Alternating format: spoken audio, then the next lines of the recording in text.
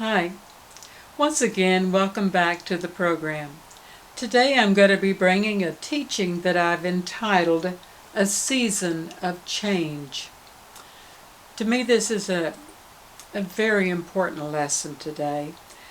I don't know that we recognize exactly where we're at in the biblical timeline, but we're so close, folks. And so I hope that you will stay with me today as I teach A Season of Change. I'm going to be using the Passion Translation, and it's a book that we rarely ever teach from, the Song of Solomon. Now in the Passion, he calls it the Song of Songs. And we're going to be in chapter 2, verses 10 through 11. Let me read those quickly. The one I love calls out to me, and this is the Shulamite woman, or the bride of Christ, you and me. And Jesus is calling out to us.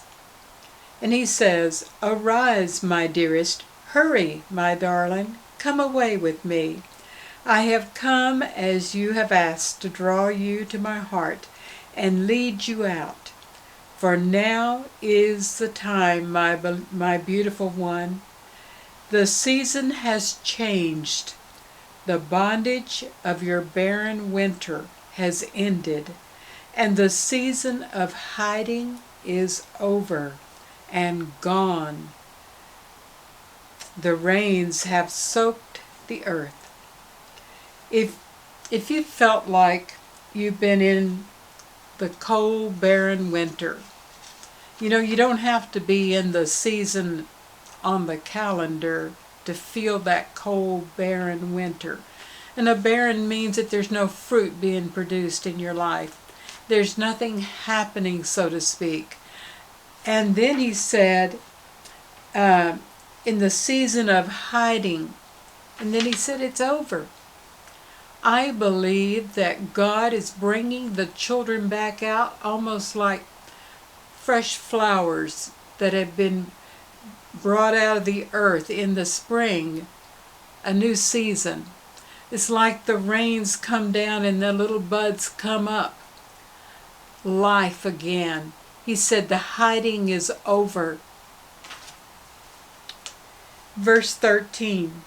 Can you not discern this new day of destiny breaking forth around you? The early signs of my purposes and plans are bursting forth. The budding vines of new life are now blooming everywhere. The fragrances of their flowers whispers there's a change in the air. I believe that we're going to see a great awakening of souls. He said that the vines are budding forth in new vines, new life. If we looked at John 15:5, he says, "I am the vine, you are the branches." So if the vine is budding forth in new life, when do we have life? When we are connected to him. That's the only way we can have life. So if there's new budding going on, many new souls are being brought into the kingdom. I believe it's going to be a wide awakening that's coming right upon us, a new season. Many souls will be brought in. I hope you're a part of the movement of bringing souls in for Jesus. Now's the time. Satan's day of reckoning is right around the corner. Jesus said in chapter 2, verse 10, he said, "Arise, my dearest, hurry, come away with me." You see, the time is so fast approaching when we will be snatched up. I believe that the rapture is real. I believe that Jesus is coming again. And I believe that time is of the essence. And he said, hurry, hurry. Arise and awaken and hurry. He has a sense of urgency as he's talking to his bride. Finally, an admonition. It's from the Lord. It's found in chapter 2, verse 15. He's talking to us, you must catch the troubling foxes, those sly little foxes that hinder our relationship, for they raid our budding vineyard of love to ruin what I've planted within you. Will you catch them and remove them for me? We will do it together. You know, if we were to sit down and be honest in prayer before the Lord, He would show us those little foxes. He would shine a light on them in our life. He said, would you catch them for me and remove them? Are you willing to let go of the hindrances between you and God? Are you willing to let go of what He shows you as a hindrance? First ask Him to shine the light on it. That's how you can see in the dark, as the light is shined upon it.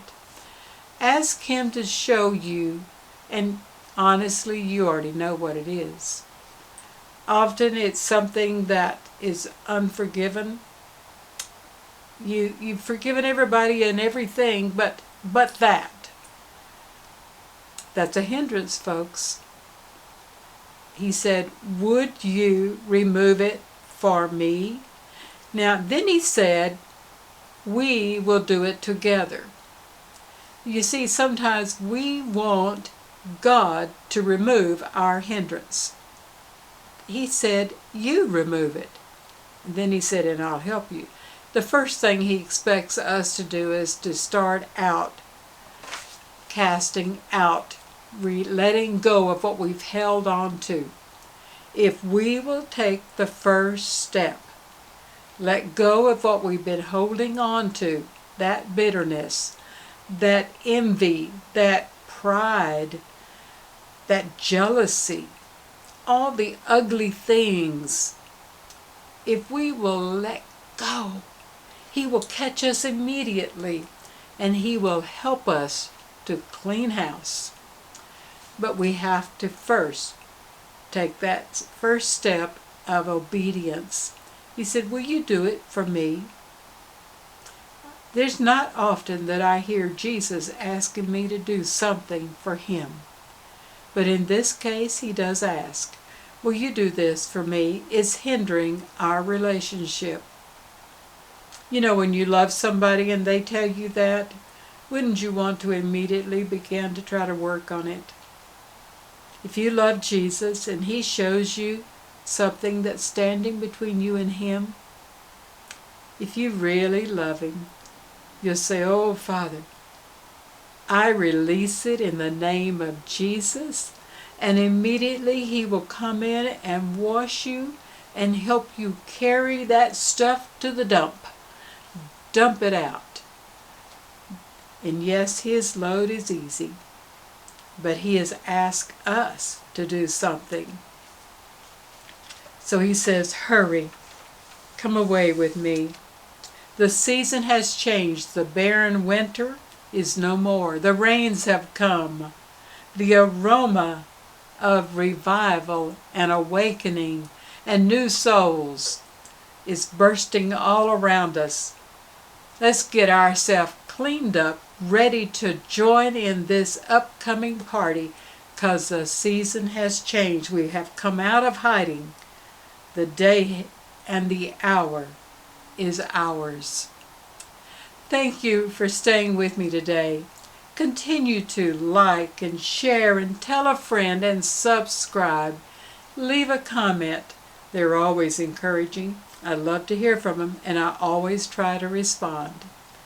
Thank you, and God bless you.